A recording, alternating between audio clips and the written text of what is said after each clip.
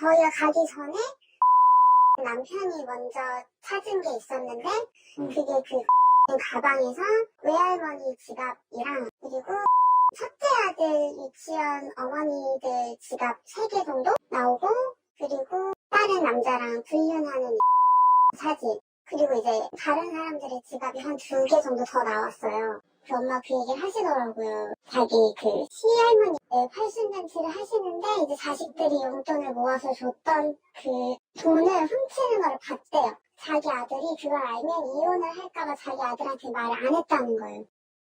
남편들끼리 친하게 된 인연으로 아내와 아이들까지 자주 왕래하며 가깝게 지냈다는 새 부부. 그러던 어느 날 두 집에서 아이들의 돌반지가 없어지는 일이 연이어서 발생하게 됩니다. 범인은 뜻밖에도 가까운 곳에 있었고 그 집안에서는 충격적인 물건들이 쏟아져 나왔다고 하는데요. 놀라운 범인의 정체와 그 비밀은 무엇인지 지금부터 알아봅니다.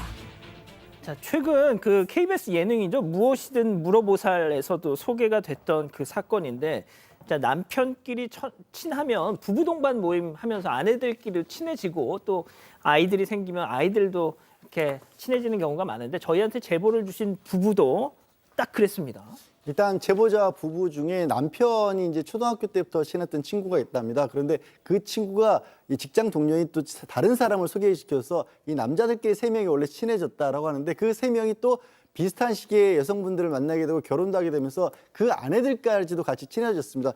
편의상 얘기하면서 친구 부부, 지인 부부 이렇게 얘기를 할 텐데요. 하여튼 그 세 부부가 아이들도 또 비슷한 시기에 결혼을 하니까 아이들도 비슷하게 또 태어나고 해서 가족 모임도 자주 가지고 심지어는 이사들을 해서 사는 곳까지 비슷해졌답니다. 게다가 이제 아이들이 다니는 어린이집도 같은 곳이어서 등하원 시키면서 같이 뭐 식사도 같이 하고 그렇게 아주 뭐 굉장히 화목하게 잘 지내는데 알고 지낸 지 한 6년 정도 지나서 지난해 초부터 이 제보자 부부 그리고 지인 부부에게 이상한 일들이 좀 생기기 시작했답니다. 자, 정리합니다. 제보자 부부 그리고 지인 부부, 제보자의 친구 부부 이렇게 세 가족이 어울렸던 거예요. 자, 그런데 이 친구 부부가 근처로 이사 오면서부터 뭔가 좀 이상한 일이 계속 생긴다는 겁니다. 직접 들어보시죠. 근데 제가 그날 이제 아파서 얘한테 잠깐 아기를 맡기고 한 30분 정도 병원을 다녀왔었거든요. 그러고 나서 그 다음날 없어진 거예요. 그때는 내가 어디에 흘렸나라고 생각을 했어요. 그 다른 지인이 저한테 걔가 왔다 간 날마다 그게 2개가 다 없어졌었다, 2번 다. 그래서 거기서 조심스럽게 저한테 의심하고 있다. 그때 말을 했죠. 혹시나 우리 백일 반지를 봤는데 없어졌다. 아, 교수님. 네, 그러니까 이 지난 2월에 제보자의 부인이 병원을 갈 일이 있어서 이 친구 부인에게 아이를 맡기고 병원을 좀 다녀왔어요. 그런데 갔다 와서 명품 지갑에 돈까지 현금까지 해서 현금 한 30만 원의 명품 지갑이 감쪽같이 없어진 거예요. 어디다 가져간 것 같지도 않고 이상하다. 하지만 내가 잘못 잊어버렸나 보다 넘어갔어요. 그런데 그 다음 달에 이번에는 지인 부부의 아내죠. 지인의 아내가 전화를 해서 뭐라 그러냐면 우리 아이 돌 때 받은 금판지랑 금반지 모두 없어졌어 라고 얘기해요. 그러면서 나 경찰에 신고했는데 결국에는 범인을 못 잡아 라고 얘기했어요. 그러고 또 2달 후에 나 나머지 금반지 2개도 또 없어졌어 라고 얘기를 하는 거예요. 그러니까 제보자 부인도 지인 부인도 계속해서 뭐가 없어지는 거예요. 그래서 왜 이러지? 라는 생각이 들어서 제보자 부인께서 아니 혹시 우리 아이 100일 때 받은 그 반지도 혹시 없어진 거 아니야? 그러고 막 찾아봤습니다. 그랬더니 아니나 다를까 진짜로 감쪽같이 다 없어진 겁니다. 자, 보세요. 세 가족 중에 제보자네와 이 지인 가족이 피해를 입었습니다. 유일하게 건사한 쪽, 바로 친구 부부였습니다. 뭔가 이상합니다. 네, 그렇죠. 이 지인 부부 쪽에서 경찰이 CCTV도 확인을 해봤지만 외부인이 침입한 흔적은 없다고 했고 그렇다면 우리 집에 드나드는 사람의 소행일 가능성이 높다. 그런데 곰곰이 생각해보니까 그 친구 부부 아내가 우리 집에 올 때마다 2번이나 금반지, 금팔찌가 없어졌다 이런 얘기를 했습니다. 이게 제보자도 사실 나도 최근에 집에서 지갑을 잃어버렸고 너 얘기를 듣고 우리 아이 100일 반지를 찾아봤더니 언제 없어졌는지 없더라 이런 이야기를 나눴습니다. 이렇게 친구 부부 아내 살해를 의심하게 됐지만 심증만 있는 상황이었는데요. 그런데 마침 6월에 제보자 아이의 돌잔치가 있어서 그때도 없어지는지 한번 지켜보자 하면서 이 백일 반지를 놔뒀던 곳에 똑같이 돌반지 등을 놔두고 카메라를 설치했다고 합니다. 어떻게 보면 함정을 판 겁니다. 그렇죠. 자, 과연 이번에도 이 돌반지 건사했을까요? 아니면 없어졌을까요? 자, 돌잔치 무사히 끝내고 이 두 엄마하고 같이 왔습니다. 와서 실제로는 나중에 서랍장을 확인해 보니까 아니나 다를까 돌반지는 없었습니다. 아이고야. 그렇지만 카메라 설치기 그렇죠. 때문에 누군지 알 수 있겠죠.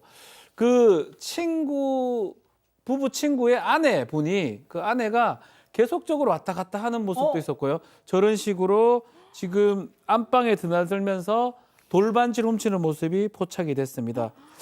돌반지 훔 장면이 그대로 찍힌 상황이죠. 이야. 너무나 뛰어나와요. 뛰어나오고 이야. 너무나 충격을 받은 제보자가 남편한테 이 사실을 알렸고요. 남편은 또 친구한테 전화를 했죠. 그러니까 친구가 그렇게 전화를 하니까 다음에 얘기하자면서 또 대응을 피했다고 합니다.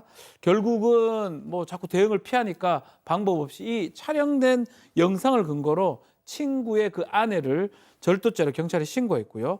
문제는 다음 날 이 친구 아내 두 아이를 두고 가출했다고 합니다. 경찰에 신고를 하니까 방금 했던 그 여성이 가출했어. 자, 이 제보자는 친구의 와이프잖아요. 재수 씨 아닙니까? 그냥 돌려주고 사과하면 신고 안 하려고 했어. 자, 그런데 이 친구의 반응도 이상하고 이 그 아내라는 사람은 아예 그냥 가출까지 해버리고 신고하실 수밖에 없었죠. 자, 그런데 사건은 이게 끝이 아니었습니다. 체크포인트 짚어보죠.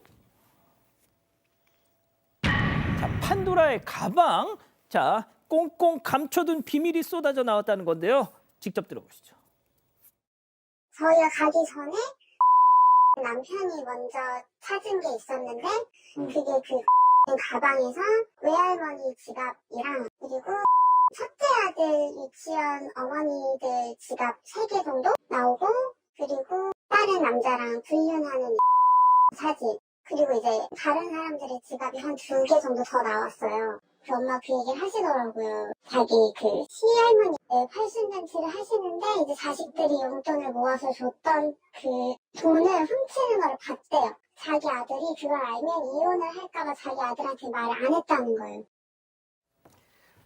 도둑질의 외도까지. 네, 그러니까요. 이 여자는 그냥 뭐 좀도둑이기도 했고, 뭐 외도도 저지르기도 했습니다. 그러니까 제보자에 따르면 남편의 친구가 어느 날 이제 전화가 왔어요. 내 아내 집도 나갔어. 근데 나 와서 돌잔치 니네 돌반지 있는지 한번 찾아봐라라고 얘기를 했답니다. 그래서 부부가 가서 봤어요. 그랬더니 이 집에 남의 지갑만 9개가 나왔고요. 그리고 상간남과 찍은 즉석 사진도 나왔대요. 아이고야, 그러니까 그 아이고, 아이고, 아내가 그 남편이 얼마나 충격을 받았겠어요. 그러면서 니네 돌반지 있나 봐봐라고 얘기를 했어요. 근데 아무리 봐도 그 돌반지가 없으니까 남편이 하는 말이 우리 애들 돌반지도 다 없어졌어라고 얘기를 한 거예요. 그런데 이제 남편이 너무 이제 제정신이 아닌 충격을 받은 상태라서 더 이상 얘기하기도 어려웠다고 합니다. 그런데 그 자리에 그 남편 친구의 부모님, 그러니까 이 도벽이 있었던 여성의 시부모님이 와 있었어요. 그러면서 시어머니께서 뭐라고 하시냐면 우리 며느리 사실은 시할머니 팔순 때도 가족들이 모은 용돈을 훔치는 걸 내가 봤다. 아이고. 우리가 가족 행사 때마다 지갑이 없어진 날도 있고 축의금 봉투가 없어지는 날도 있고 여러 일들이 많았었단다라고 얘기하셨다고 합니다.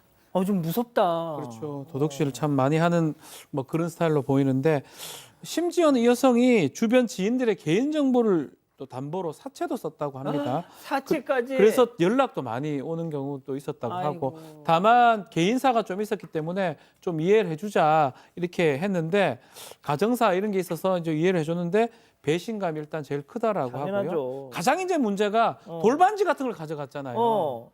이게 사실은 아기 엄마입니다. 같은 아기 엄마인데 어떻게 그게 어떤 마음인지 알면서 돌반지 같은 걸 훔치고 뻔뻔하게 사과를 하지 않는 거 이게 너무나 속상하다 하고 피해 금액은 한 1,200 정도 두 집 그 정도 된다라고 합니다. 피해 금액 1,200만 원 가량. 아이고 세상에. 자, 양 변호사님, 이게 벌써 이제 지난해 벌어진 사건인데 저희한테 제보를 주신 이유가 있더라고요. 일단 지난해 여름쯤에 이 여성이 또 경찰에 출석을 해서 CCTV 지키고 했기 때문에 그 혐의는 인정을 했고요. 또 그 전에 다른 집에 좀 친하게 지내던 다른 집에서도 비슷한 범죄를 저질렀다라고 합니다. 그래서 금반지, 금팔찌 이런 것들 훔쳤는데 이거는 부인하다가 결국 작물이 그대로 있으니까 이거 지문감식이면 다 나온다 하니까 거기서 다 인정을 했답니다. 결국에는 두 개를 합쳐서 절도로 기소가 됐고 재판까지 열렸는데 예. 그 이후에 또 재판에 출석을 안 했다라고 합니다.